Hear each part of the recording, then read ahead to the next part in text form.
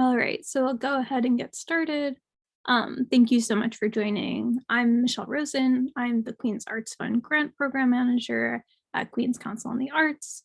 Often we'll refer to Queen's Council on the Arts as QCA and Queen's Arts Fund as QAF, just so people don't get lost.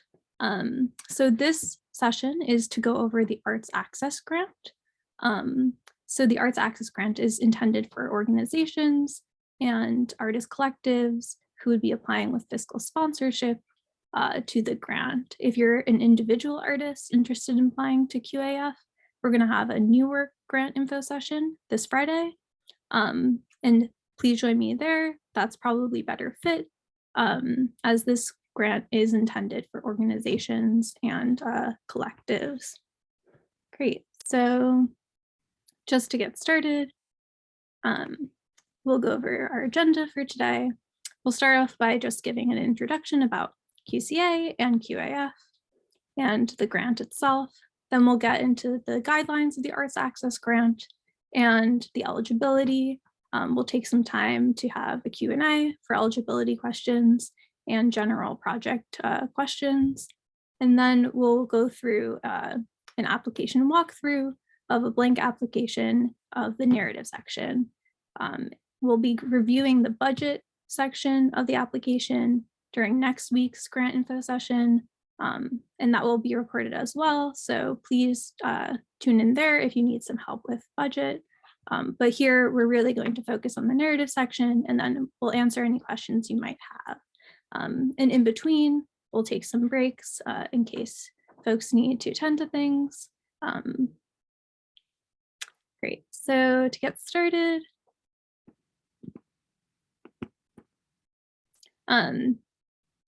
Queen's Council on the Arts is Queensborough's arts nonprofit and arts council serving Queens community members. So we offer various different programs. Right now, our main programs are High School to Art School, which offers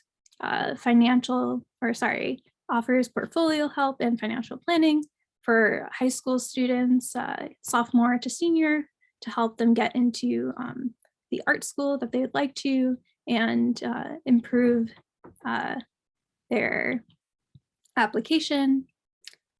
Queen's Arts Funds is our grant program. So this year we're offering two grants, the Arts Access Grant and the New Work Grant, both funded by the Department of Cultural Affairs and in partnership with City Council. And then our artist commissioning program is a small artist commissioning program which aims to democratize art commissioning. A group of community based artists form a commission and they commission local art in their neighborhoods. So I encourage you to check out those programs. Right now, I also want to mention that High School to Art School is looking for a new teaching artist. If you're interested in applying, information is on our website. And I also want to point towards our professional development program is currently on pause, but we have a great amount of videos on our YouTube page that are really helpful for working through grant applications and budgeting for your upcoming project or any other grant you might be applying to.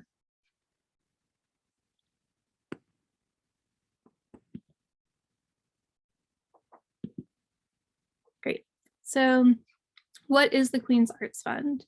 Queen's Arts Fund offers project-based grants to Queen's individual artists, artist collectives, and small organizations with the purpose of supporting local production of artwork and local programs and events, and also with the purpose of bringing publicly accessible, high quality and culturally relevant arts and cultural programs to communities throughout Queens. So these are publicly funded grants, as I mentioned, and the main purpose is really to bolster the public arts economy and community throughout the borough. So as I said before, there's two grants this year, the Arts Access Grant and the New Work Grant. And this info session is focusing on the Arts Access Grant. The New York grant is for individual artists and artist collaborations who are working specifically on a new project or a work in progress that they haven't presented to the public before. The Arts Access Grant we'll go into a little more detail, but it's intended for nonprofit organizations who have 501c3 status, or organizations or artist collectives that do not have nonprofit status, but will be applying to the grant through fiscal sponsorship.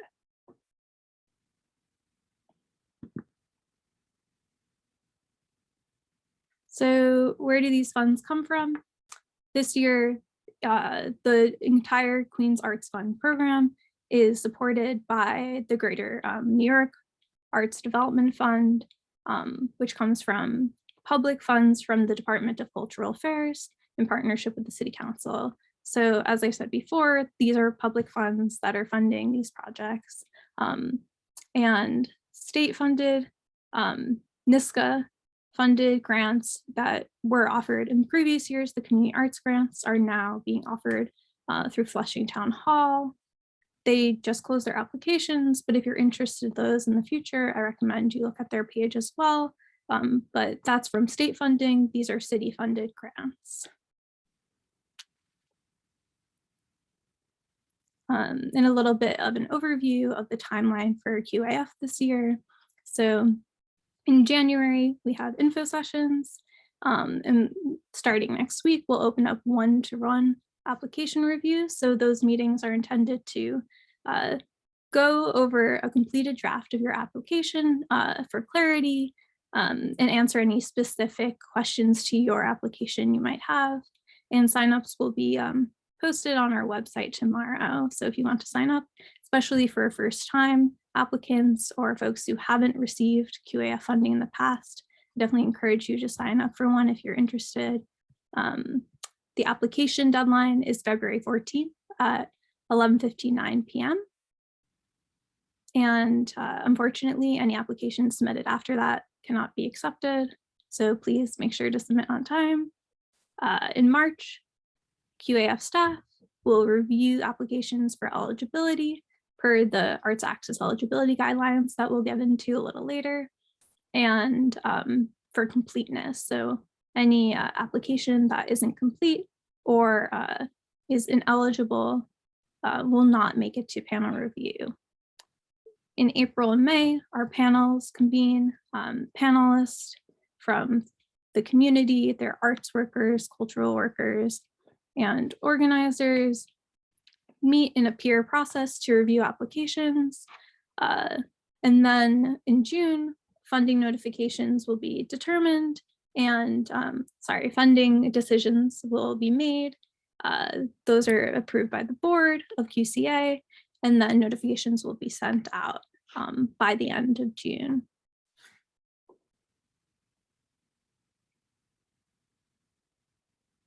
All right, so what is the Arts Access Grant? Just one moment. Great. So the Arts Access Grant supports community-based organizations and collectives in their efforts to produce public arts and cultural programs that bolster the cultural vibrancy of Queens, particularly in neighborhoods where they're located and operated. So as I said before, the purpose of the Arts Access Grant is really to help support small organizations and groups in the work that they've been doing already in their communities to bring relevant, exciting, and high quality programs to community members in their constituency. It's really important because these are public funds that projects reflect the community, the diversity of Queens and the communities in which they're proposed. So to get into eligibility of the Arts Access Grant, as I said before, you have to be a nonprofit with 501c3 status, or you can apply with fiscal sponsorship. And for a little more info on fiscal sponsorship, I'll share a link in the notes in a little bit that points you to an FAQ and gets a little more into that, but sorry, 1 second. Thanks. Great. So what are the requirements for nonprofits? You have to have existed for at least 1 year to the deadline. That's February 14th again for folks. You must be able to provide proof of your status from a letter of determination from the IRS. You have to have a operating budget of less than $100,000 in at least 2 of the last 3 years. And you must be located in Queens. So for all applicants to QAF, you must be Queens-based and be able to show proof of a Queens address for your organization or group. And for organizations without nonprofit status, you'll apply through a fiscal sponsorship. So fiscal sponsorship is a partnership in which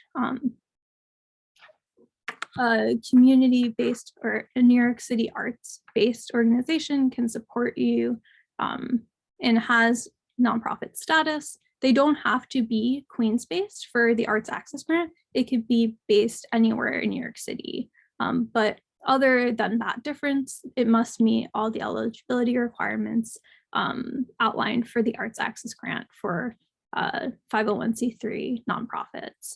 And I encourage you to look at the eligibility guidelines closely before beginning your application. And if you have any specific questions for your organization or group, feel free to email me. We won't be getting too detailed in here, but please reach out if you have any concerns before sending in your application. Okay, and I'm just going to share the guidelines here.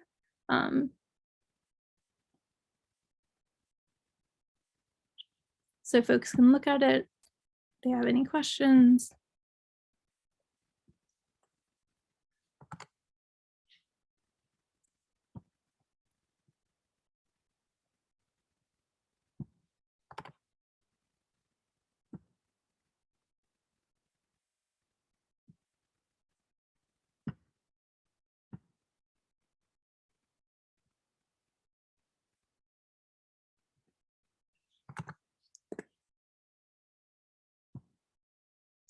And you can also find all of these links that I will share on our website as well.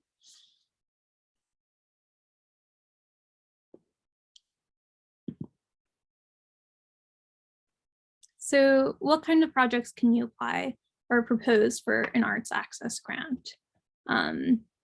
So they can be exhibits, they can be performances, festivals, they can be workshops, but any of these programs or events have to be open to the general public. So workshops that are member only are not permissible, but workshops that anyone can be part of and sign up for are eligible for this grant.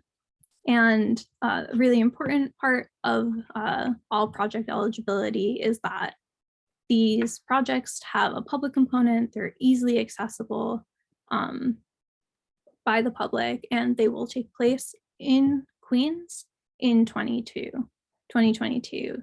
And then what can you use the grant funds for? Artist and technical assistance compensation. QAF strongly encourages you to pay your artist participants and collaborators at a fair rate and to pay them well. Marketing, publicity costs, supplies, materials, and equipment. So there's a restriction that no individual item, that's supplies or equipment, can cost more than $1,000, and then venue rental, but general home studio rent is not eligible. So if you wanted to put on an event, you can use that money to rent a space, or if you wanted to rent rehearsal spaces specifically for, let's say, a theater performance or a dance performance, you can use the money for that, but you cannot use grant funding for general home or studio rent. Oh, And grant awards are range in $1,000 to $5,000 for the Arts Access Grant. And more about allocations we'll get to when we discuss panels. Okay, and then what can this grant not fund? So as I said before, it's really important because these are public funds that these projects are easily accessible to a public in Queens. So if it's members only, if you have to pay to be part of a group, for example, to access services, to see shows and events, that is not permissible. You can charge a fee for events, but if you have to charge an overall fee to be part of that group, this grant cannot fund your project. Recreational projects or therapeutic projects are not permissible as well. Fellowships, scholarships, residence fees, and re-grant funds. So you can't re-grant these funds to other folks. You can pay artists who are part of your project, but your project cannot be a grant program per se. For eligibility costs, you can't use them for startups. Your organization has to have existed for at least 1 year before applying.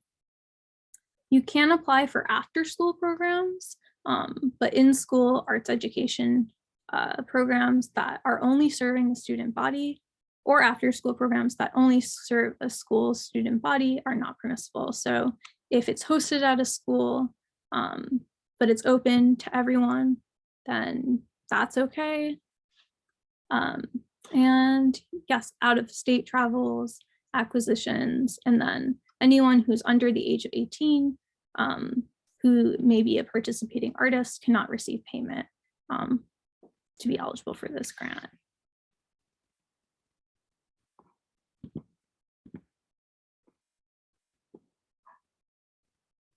Great. So who determines which applications are funded? Applications are reviewed each year by a peer review panel in the context of the evaluation criteria, available funding and funding priorities, and competitive evaluation against other 2022 applicants. So your application will be reviewed in a panel session of your peers based on the self-determined discipline that you choose when filling out your application. And then how does the panel process work? So panelists submit nominations for themselves or folks in the community that they'd like to nominate to be panelists. Anyone can be a panelist. I encourage you to nominate yourselves or someone you know to serve as a panelist. I think it's a really great way to see how panelists are reading applications, see what other applications are applying to a grant, and get a sense of how funding is determined.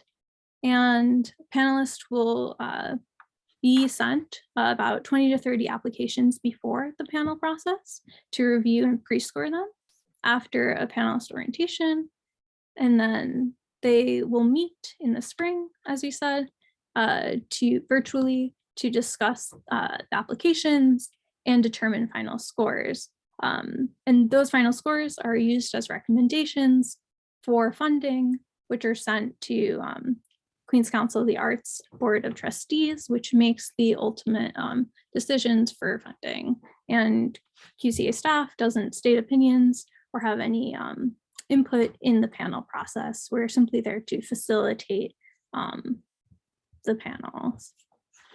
And this year, we have about $460,000 to re-grant through the Queens Arts Fund.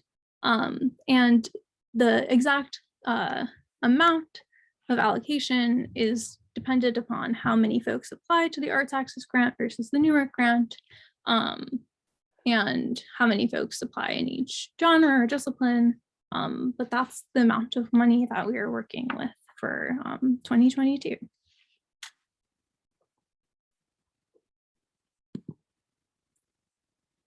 Great. And then so Queen's Arts Fund has funding priorities. What does that mean? Just to start, that predominantly certain projects have received low or limited funding in the past.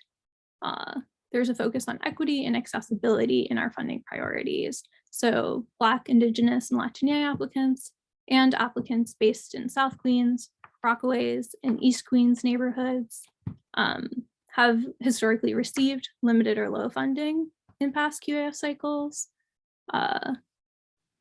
Community-led projects, as I said, so ones that really focus on sustainable long-term relationships between collaborating artists, your applying organization, and your target audience or community are really a priority and should be a really main focus, especially for this Arts Access Grant. And I'll speak about community a lot, and for the purpose of QAF and this session, when we mean community, it's for a collection of people, places, or organizations that are connected through some external factors such as geographic location, cultural affinity, identity, etc. And projects that are easily accessible to all types of audience. So in terms of economic accessibility, disability, cultural accessibility, ones that aim to center immigrant experiences and non-Western cultural experiences, and projects or programs that are geographically accessible. So in terms of transportation, they're easy to get to and access, and they're in a public space that's easily accessible as well. And then lastly, applicants who, if awarded, would be first-time QAF recipients. So folks who haven't received QAF grants in the past are prioritized as well.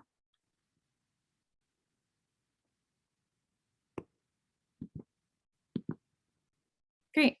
So we're going to take, I guess we'll do a Q&A, a short Q&A for about 15 minutes on eligibility and guidelines, and then we'll take a 5-minute break before going through the application walkthrough.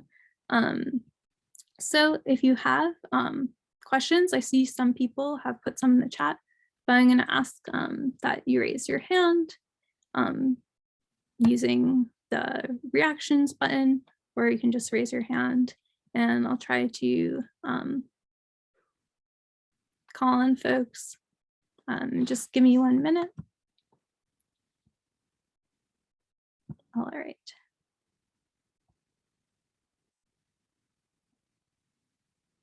Great. So someone with the title African Peach Arts Coalition. If you have a question, I see your hand is up. Hello, everybody. How's it going? Pretty much, yes, I want to ask, I already put it in the chat, but I want to ask, when will the one-to-one reviews go out? And then I had one more question. Yeah, when, how are you guys gonna like shoot that out as far as us scheduling those? I'll think of my other question when it comes back to me. Oh, yeah. So tomorrow, opportunities to, or an ability to schedule a session will be posted on the QAF webpage. And those sessions will start next week, next Tuesday, and they'll go until early February. And I'm just going to share a link to our website and the QAF homepage, which has most of the information that I've mentioned for folks. And before getting into other questions, just want to share a few more helpful links so that folks have them on hand. I sent the guidelines already, but I do want to share the fiscal sponsorship FAQ with anyone who is considering or is applying with fiscal sponsorship. Great. And then lastly, I'm just going to share a link to the application itself. So you can find the Arts Access application there. And you can also find panelist nomination form there if you'd like to share it or nominate yourself as well. Great. So, and apologize in advance if I pronounce someone's name wrong. Please correct me if I do. Satsu, do you have a question? Hi, everybody. Hi, Michelle. And that was perfect. That was the perfect pronunciation. I may have missed this, but just to confirm, for unincorporated artist collectives, how can they demonstrate that they've been around for a year? Yeah, so those requirements, I know it's a bit confusing. You can show through past work.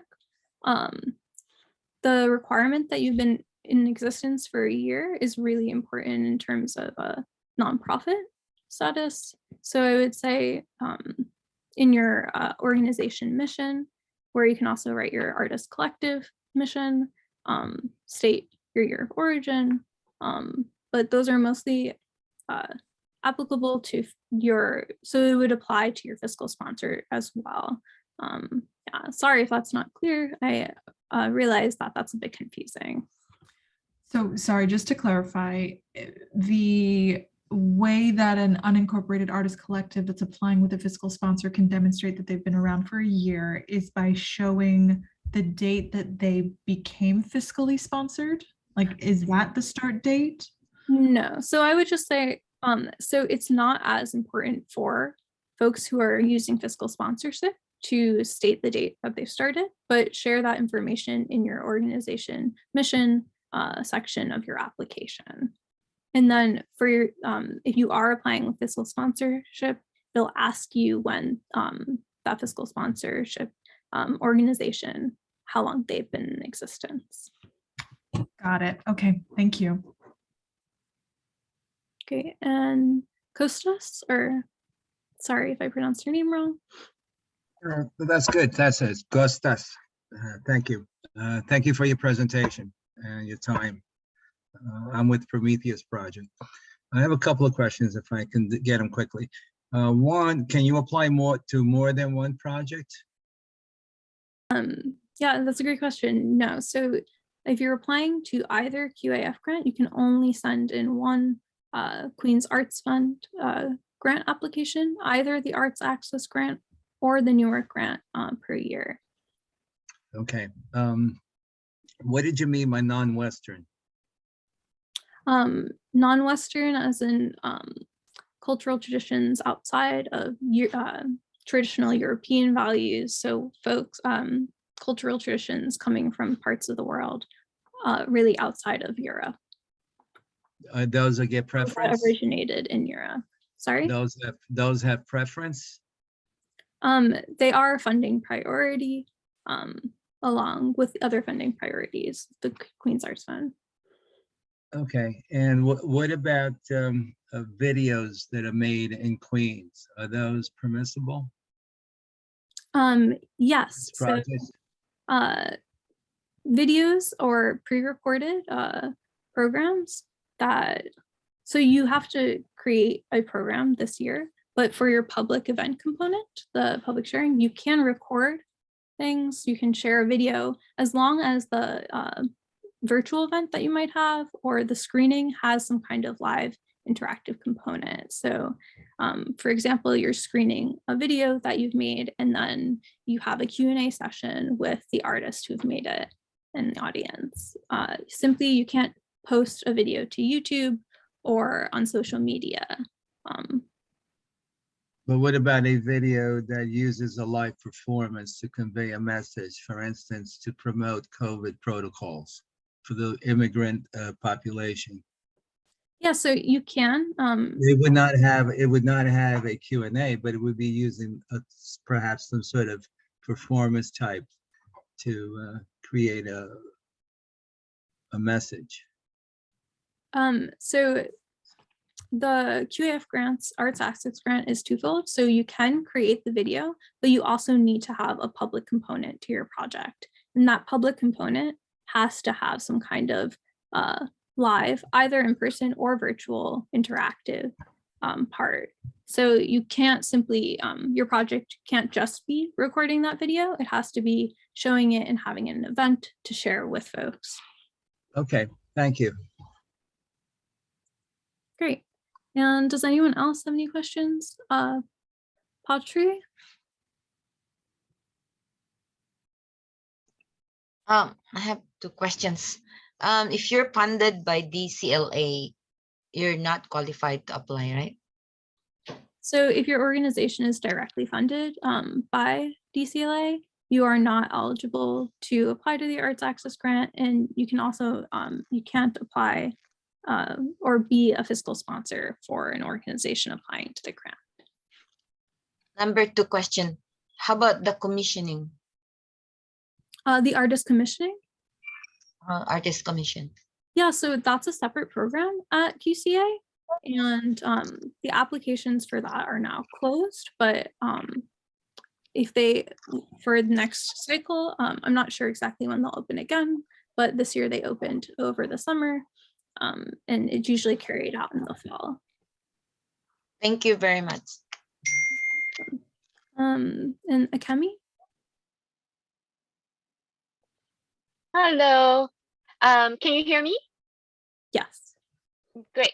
I might be skipping ahead here, but I saw that application requires the financial statement, and I will be applying as an artist collective. We are volunteer-based charitable organizations, asking for some other organization to be a fiscal sponsor. We don't necessarily have a financial statement. And I understand it's not the financial statement of the sponsor, but it's from the group. Is that right? And No, so the financial statement can be provided from the fiscal sponsor, because okay, they will be the one, if you are awarded, receiving the grant. okay, great. That's what I didn't, when I read it, I felt like it was asking for a fiscal sponsored statement, so I got confused, but that's good to know. Yeah, no Thank you. And if Thank you. anyone has any questions about fiscal sponsorship, feel free to email me for specific ones if the FAQ doesn't answer your question or you're a bit confused about what the application asks for a fiscal sponsor. And Diana? Yes, could you explain, because I seem to have been out of the loop, what was the procedure for the NISCA grant this year, the New York State one? Yeah, so the NISCA funded community arts grant, which we did administer in 2021 and years prior, is being administered this year by Flushing Town Hall, and their applications have closed for 2022, but I'm sure for their next cycle, they will post information on their website as another grant opportunity. So do you foresee that QCA will do the DCA grant as you're doing, and that the NISCA is moving to the Flushing Town Hall? Or was this just temporary? To be honest, I'm not quite sure, but right now Flushing Town Hall is administering the NISCA funded grant, and Queens Arts Fund will administer DCLA funded grants. So I can't unfortunately tell you beyond 2022, but for 2022, they are being administered at the separate organizations. Do you foresee that applications will come again for 2023 in the fall, or at least can be prepared over the summer? Because I never remember the grant ever being in this part of the year. Yeah, so the grant timeline has shifted a bit. I honestly am not able to say, but all updates on QAF grant timelines are shared to our website, social media. If you're not part of our newsletter, I encourage you to sign up there. And yeah, I have to move on, but I'm happy to answer any more individual questions you might have over email. And I'll share that in the chat for folks before we take a short break and move into the application session.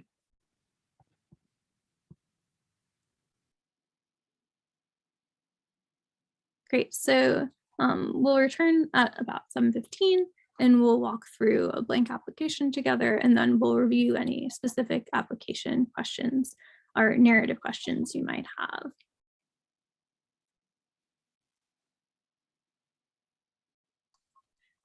Can I ask one more quick question? Sure. I missed what you said about the whether it can be a free, like I missed the part about, I heard, you know, with public access.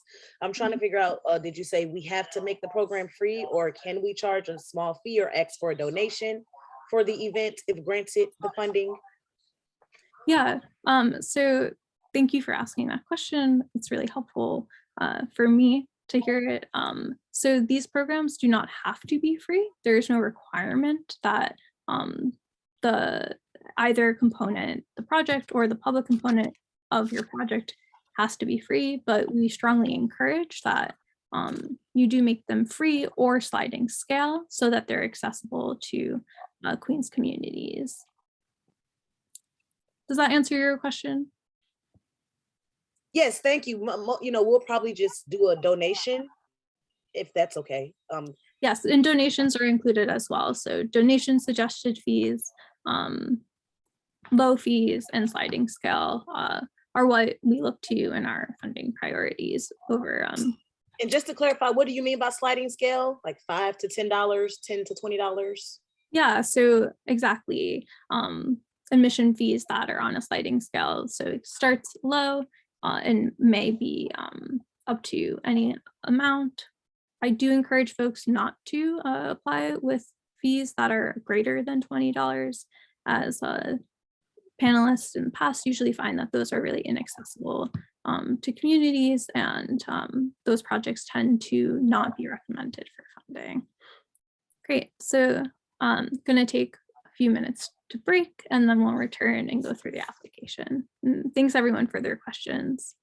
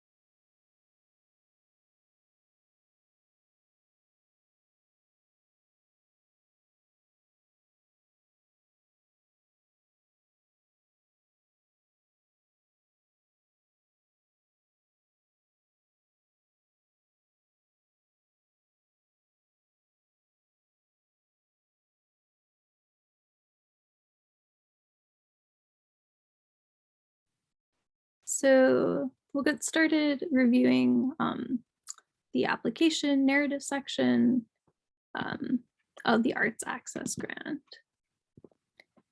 And in the chat, I dropped my email for folks to use, and also the evaluation guidelines that we're looking at right here. So first, before we go through the application, just want to go through the evaluation criteria that panelists use to score these projects. So when panelists are reviewing your application, they review your application in terms of what is the information that you present on the page, and in terms of how they meet these 4 criteria. So to go through them quickly, the first one is creativity and artistic vision. So how do you demonstrate that your project, through your project description and the work samples that you provide, that your organizational mission is highly aligned with your goals?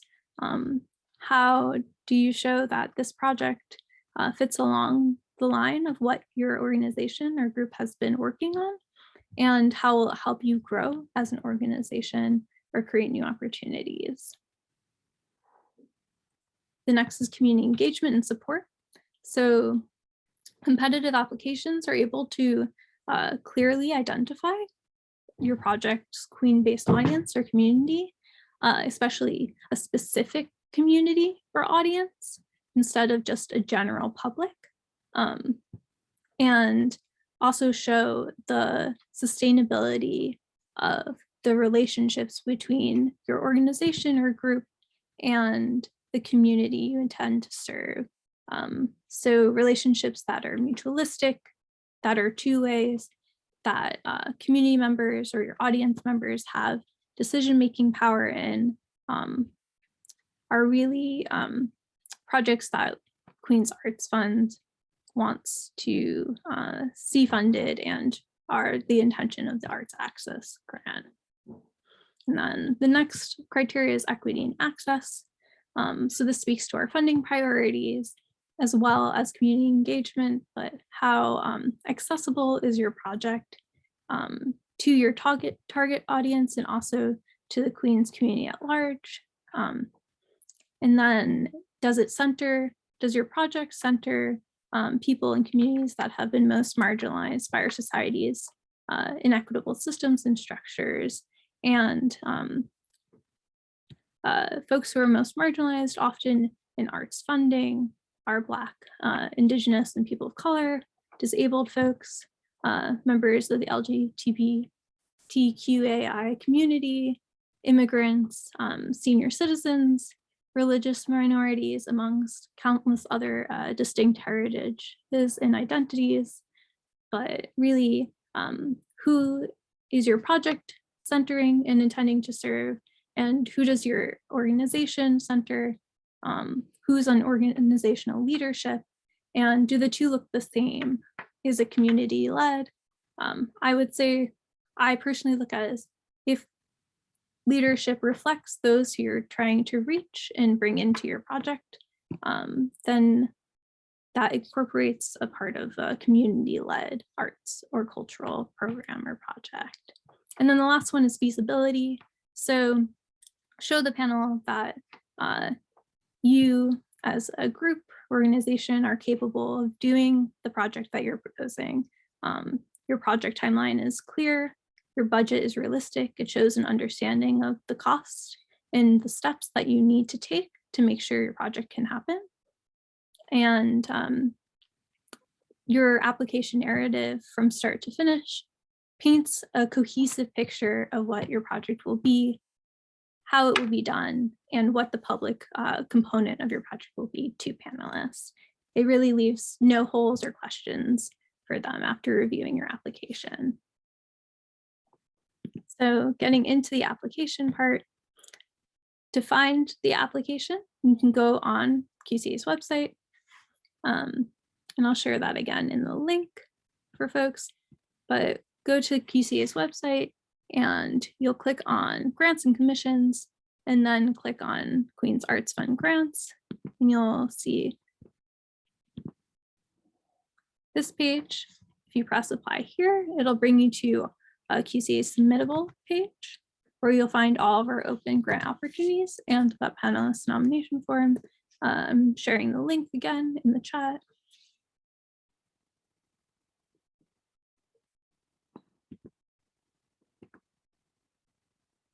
Great. And then you'll see this page. Click on submit for the Arts Access Grant, if that's the one that you want to apply to. And then you'll be asked to fill out information, address, etc.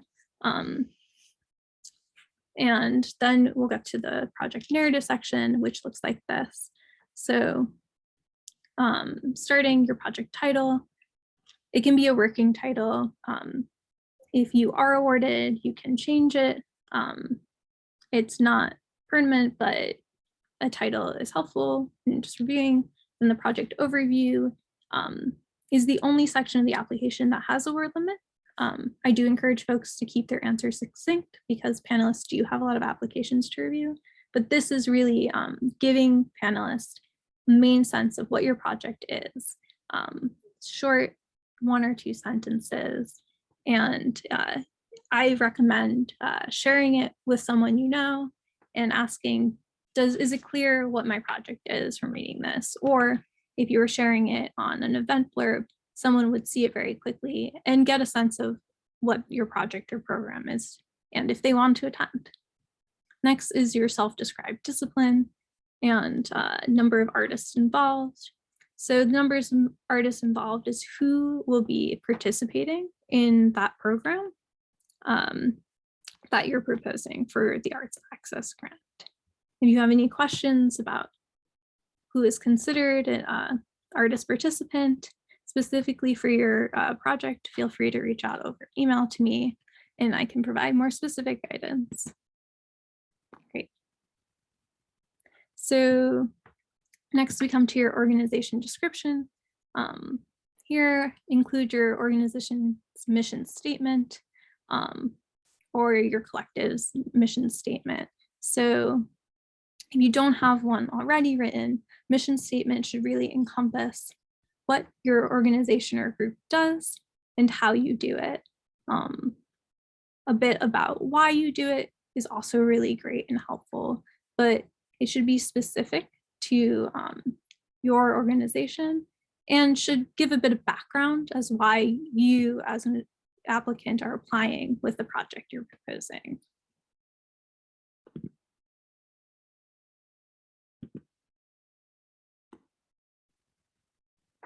Great.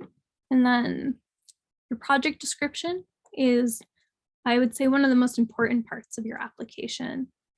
It gives a complete sense of what your proposed project and your public event or component will look like to panelists. So what does it look like from the conceptualization start to how it'll look for the audience members that you're trying to invite in? It should really give panelists a sense of what your project is and how it will happen. Next is project location. So where is the public part of this project going to take place? Is it in person? Is it virtual? And beyond just providing a location, I would provide a bit of description as to how that location will serve your project well. Why is that the best place for your project to be presented? If it's in a public park, for example, and you have a summer, a concert series, a lot of folks will be able to access it. You're trying to reach a certain population. Or if it's a Zoom workshop, explain there how the workshops will look and how folks will be able to be part of your project. Next section addresses community engagement and support. So who is this project intended for? What neighborhoods, communities, or demographics are you trying to reach? And like I said before, projects that have a specific target audience. So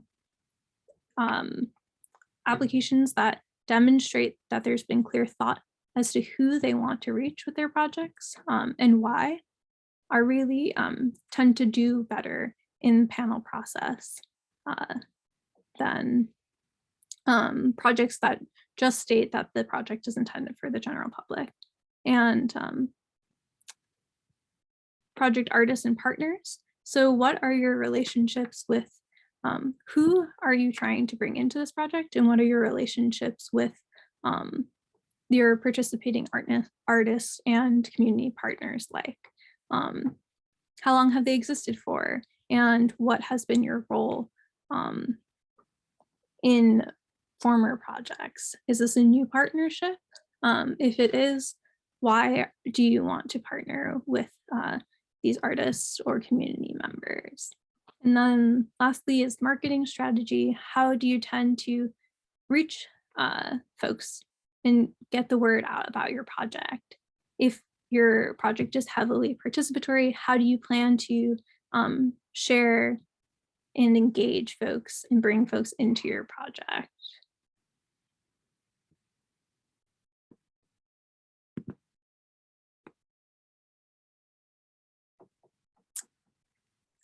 And then we come to project goals. So how will this project further your mission or vision as an organization? If it is, like I said before, if it is to grow or change, this is a great place to really provide an explanation as to why this project, which might be a little bit different than what you've worked on in the past, fits into your organizational mission. Or is it to really strengthen the work that you've been doing for years prior? And I recommend really reading through your application for cohesiveness and writing your project goals, and then looking back and seeing if your project goals, how it sounds and how, if it seems like it connects with the mission statement section of your application in the project description section. And then lastly, apologies for the typo, but a COVID contingency plan. So this part is really if there is a surge in COVID cases as we are now, what is your plan to make sure that your project happens in a way that is safe for participants and audience members? And if there are components that cannot be done, if there is a current COVID surge during your project timeline, what will you do to make sure that your project can happen in 2022, but delay those necessary steps?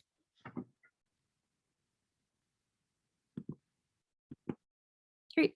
So then we'll take some questions about the application narrative. And just as before, if folks can either raise their hand or use the hand reaction button.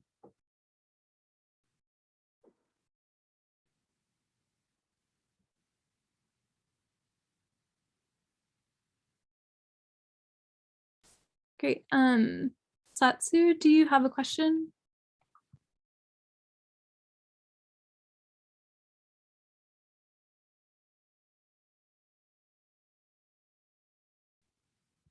Nope.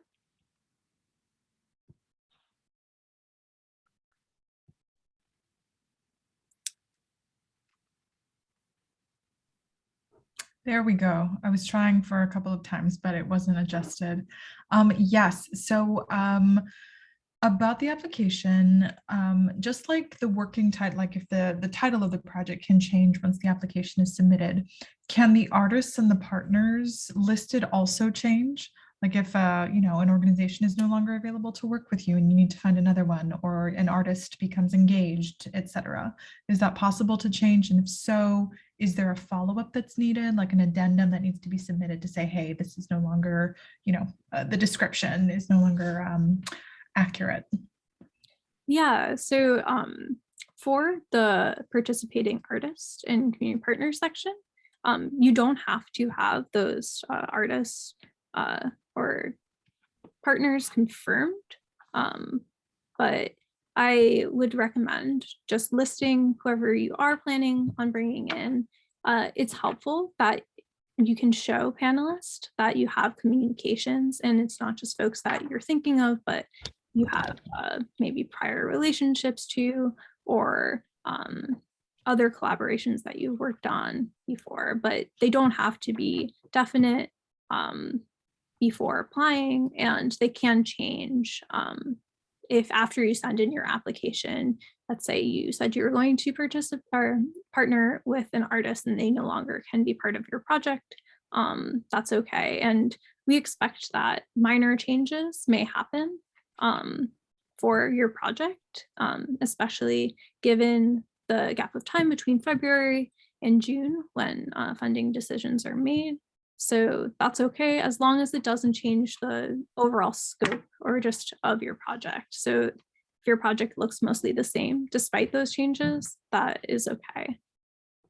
Great, thank you for that. A quick second question, just going back to nominating folks to act as panelists. And you encouraged us all to do that. Can we be submitting applications and also act as panelists during the same year?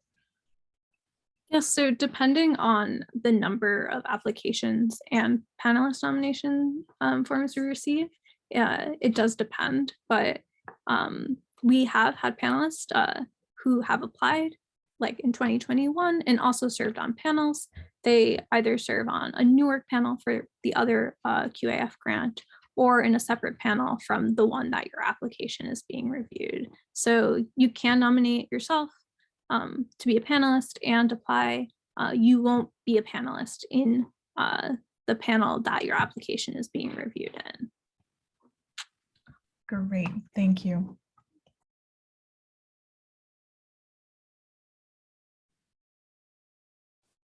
Great. So sorry if you said your name before and I forgot, but African Peach Arts Coalition. Yes, so just to piggyback off what she said, so if we have a diagram of the type of artists we want to have involved. So if we know for facts we want to have 3 musicians, 3 poets, 4 visual artists, does that suffice for that section of artist involvement? Yeah, so sometimes I'm hearing you might not know exactly who you want to be part of your project, but you do know what roles your project will consist of. And so if you don't know exactly who will be part of your project, describing each role. So as you said, like for musicians, maybe engineer for a show, etc. You know each role of your project. Sorry, I would put that in that section. I do recommend, or I think applications that have had specific musicians or artists that they share in the application do better in panels because it shows that you've been working to connect with folks. But like I said, it could be folks that maybe you would like to collaborate with or you're planning to, but those don't have to be confirmed collaborations. But it is helpful for panelists, I think, to also see maybe a bit a bio of your artist partners or collaborators and point them to the kind of work that they do to support the feasibility of your project. So sorry, to make it more clear, basically the more information that you can provide about each artist participant and what their roles are like helps panelists see the picture of what your project is and also how it will happen with the folks involved. Does that answer your question? That's great, thank you. Great, and does anyone else have any other questions?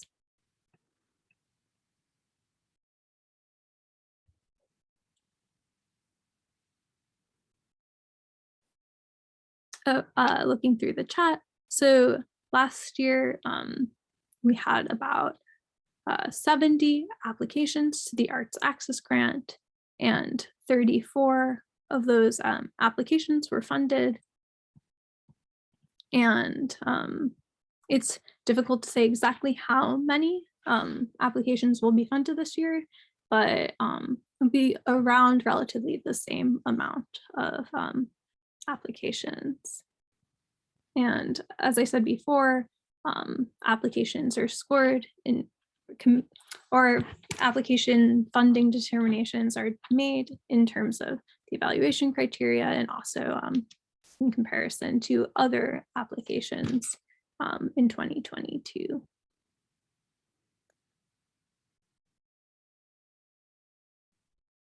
Great. So if anyone has any other questions or does not have any other questions, I'm just going to share some of those links again in the chat that I shared earlier. Feel free to reach out with any specific questions about your application or any concerns you might have about eligibility for your project to me and over email. And definitely encourage first-time applicants or folks who haven't received QF funding in the past to sign up for a one-to-one session. That's going to happen next week and the week after, going into early February. And signups will go on our webpage tomorrow to reserve a spot. Michelle, I just had another quick question, which I didn't see in the application form, and I may have missed it, a section listing where we request the amount that we'd like, because it's a range, right? 1,000 to 5,000. Is that somewhere, should be, in the body of the description of the project? Is question 1, and question 2 is how often do folks who request a certain amount receive that amount? Yeah, so I believe there should be a section of the application. Apologies for the lack of clarity. I don't have the application in front of me, but there should be a section where you do request that funding amount. If not, it should be clear how much you're requesting after you fill out your budget form. So basically the amount that you request is your project income versus your expenses, should be the amount that you're requesting for the Arts Access Grant. Great. And then is there any situation in which panelists might say, we don't think this should receive $5,000, we're going to give this $3,000 instead? Or is it they want $5,000, we can't give them 5, or we don't think, this merits 5, and so we're going to toss out the application? Yeah, so applications are scored basically by rank. So the highest score is 12, the lowest score is 4. So applications that receive all 12s per se are likely to receive full funding, but a lot of applications fall within the middle ground. And it really depends on the scores that panelists give other applications that your application is being scored against, and where your application might fall in that rank of 20 to 30 other applications. That determines funding. But I would say most of applications and panels, the top third, so the top 10 applications in that panel specifically do receive some amount of funding ranging from $1,000 to $5,000 based on the panel assigned score. Great. And folks are notified in June of all of that, right? Whether or not it's been accepted and then at what level of funding that they'll be receiving. But it's all kind of one chunk of information. Yes, exactly. So folks will be notified whether you are awarded QAF funding for 2022 or you're declined for funding. You'll receive a letter from QCA. And if you are awarded, it will say how much you've been awarded for. Great. Are there rejections that go out before June, or do they all go out at the same time? No, so notifications all are sent at the same time. Great. Thank you. Yeah, no problem. Great. So I shared some of the links that I shared before in the chat. And then I'm just going to share the guidelines once again, and just want to encourage folks to review these guidelines and also the Arts Access page on our website before sending in your application, just to make sure that nothing is missing, or if you're uncertain about anything, you can get clarity and may be able to adjust your application before sending it in. So with that, if no one else has any questions, we'll finish off for tonight. Thank you so much for joining me for this session. And if you would like a walkthrough of the budget form, please join next week's info session. That'll also be recorded and shared after that session if you're unable to attend. And if you want to go back and review some of this information, the presentation part of this session will also be shared on our website for you to review, but the Q&A section will not be shared. Yeah, so feel free to reach out to me with any questions, and I'm looking forward to hopefully receiving your applications in February. Hoping everyone has a great night.